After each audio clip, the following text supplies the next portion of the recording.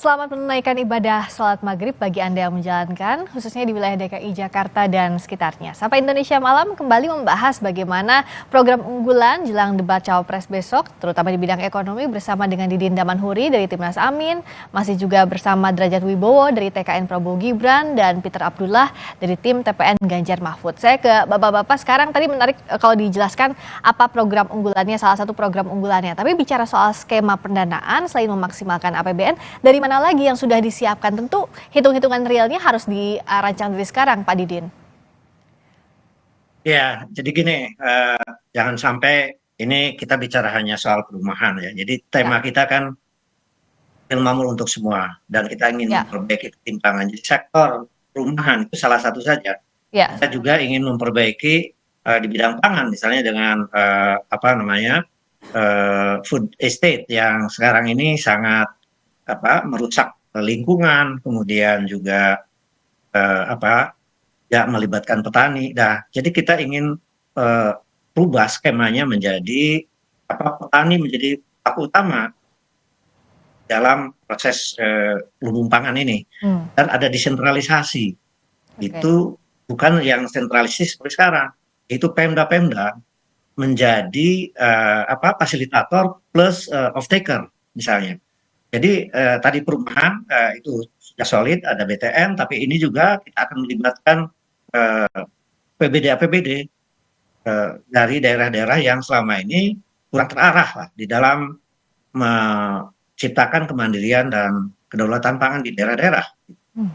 Dan ada berbagai hal yang intinya akan melakukan perubahan-perubahan yang memperbaiki struktur perekonomian yang lebih berkeadilan. Gitu ya.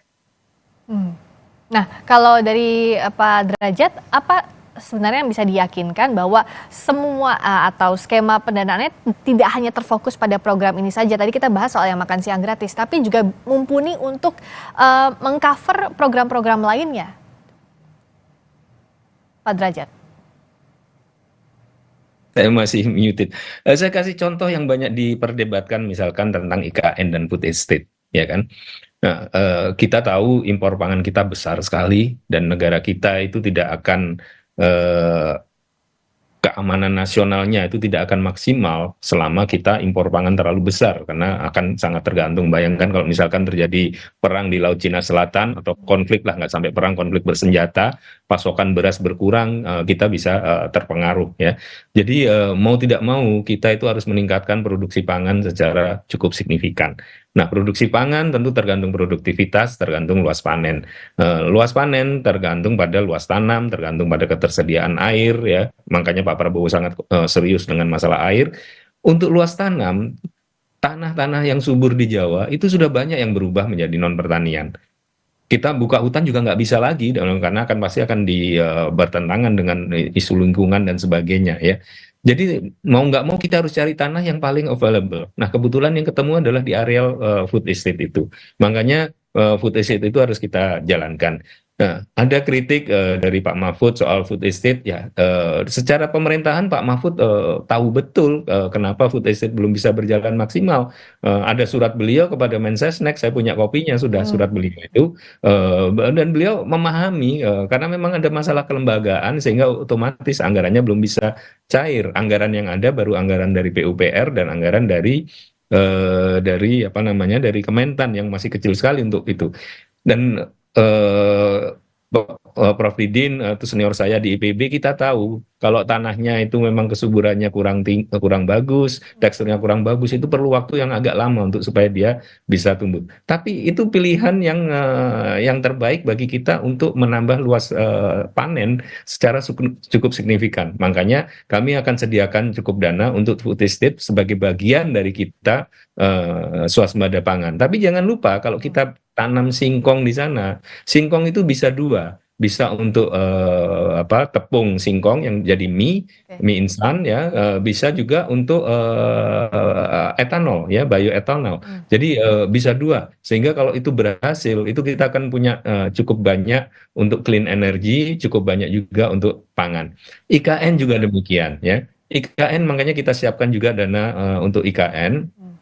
Karena orang berdebat tentang politiknya IKN, tapi konsep IKN ini adalah Green City, Oke. kota hijau. Ya, kota hijau, sehingga itu sebenarnya bisa menjadi laboratorium yang luar biasa bagi anak-anak milenial, ya, laboratorium yang luar biasa bagi para peneliti, misalkan untuk bagaimana mendesain gedung dengan emisi Oke. karbon paling minimal, tidak perlu terlalu banyak AC, bagaimana mendesain supaya apa namanya baterai chargingnya itu efisien Baik. karena di sana harus mobil listrik. Jadi kira-kira itu, Mbak, kira-kira Baik. Mbak Briska. Nah, kalau Pak Peter tadi sempat disinggung juga Prof. Mahfud soal kritiknya terhadap food estate, Pak Ganjar juga menyebutkan di sini soal swasembada pangan dan energi. Bagaimana dari Ganjar Mahfud untuk menekankan soal hal ini? Ya, swasembada pangan ini adalah sesuatu program yang sudah kita usung berapa lama ya. Jadi menurut kami swasembada pangan tidak mungkin hanya bisa kita wujudkan hanya dengan food estate ya. Selama kita tidak mengubah paradigm kita ya terkait dengan pertanian, di mana pertanian masih menjadi lumbung kemiskinan ya, term of trade dari petani masih sangat rendah, kita sangat sulit untuk berharap bahwasanya tingkat produktivitas pertanian kita akan meningkat karena tidak ada insentif bagi petani untuk meningkatkan produktivitas mereka. Kita di satu sisi bisa saja dengan food estate kita memperluas lahan dengan memanfaatkan lahan yang ada di food estate, tetapi apabila kita tidak mengubah paradigm pembangunan pertanian kita, maka dengan sistem insentif yang ada sekarang ini, lahan-lahan pertanian kita yang lain di luar dari food estate itu akan terus tergerus, akan terus berubah fungsi. Sehingga apa yang kita harapkan perluasan lahan itu akan tidak bisa terwujud ya, karena di satu sisi kita memang mengembangkan food estate, kita ada program memperluas misalnya disebut sebagai 1 juta hektar lahan, tetapi di sisi lain ya lahan-lahan pertanian kita akan terus berganti fungsi. Dengan demikian, yang kami sodorkan adalah kita harus melakukan upaya lain. Ya, ada upaya-upaya dari sisi sistem insentif yang harus kita bangun, ya, agar supaya pertanian itu bisa memberikan kesejahteraan dan oleh karena itu akan memberikan dorongan kepada petani untuk meningkatkan produktivitas mereka. Ini kalau kita bicara tentang satu hal yaitu di sisi swasembada pangan. Tapi kalau kita bicara tentang pembiayaannya, ya, memang sekarang ini mindset yang terada di kita itu adalah kita itu nggak punya uang. Ya. Nah ini ya, saya dalam hal ini saya sependapat dengan Mas Derajat ya bahwasanya kita sebenarnya banyak sekali ya, celah-celah untuk meningkatkan penerimaan kita. Ya. Jadi kami di tim Ganjar Mahfud melihat bahwasanya banyak potensi yang bisa kita lakukan, penguatan APBN bisa kita lakukan baik itu dari sisi penerimaan maupun juga dari sisi pengeluaran. Karena sejauh ini yang seringkali tidak dilihat adalah bagaimana kita melakukan efisiensi pengeluaran. Ya, itu juga harus dilakukan. Jadi harus dua-duanya dilakukan, peningkatan penerimaan harus dilakukan, efisiensi di pengeluaran juga harus dilakukan. Baik. Sehingga ruang fiskal itu menjadi lebih maksimal. Dan semoga program-program di bidang ekonomi, investasi, dan sebagainya yang sudah dipaparkan tadi juga bisa diperdalam oleh Cawapres yang akan berdebat esok hari. Kita nantikan tentu dengan arahan dari Timnas masing-masing, Timnas TKN maupun TPN. Terima kasih Prof. Didin, Pak Didin Dawanhuri dari Timnas Amin. Terima kasih Pak Derajat Wibowo dari TKN Prabowo Gibran. Terima kasih juga Pak Peter Abdullah dari tim TPN Ganjar Mahfud. Terima kasih, selamat malam. Berikutnya saudara kami kembali dengan sorotan lain.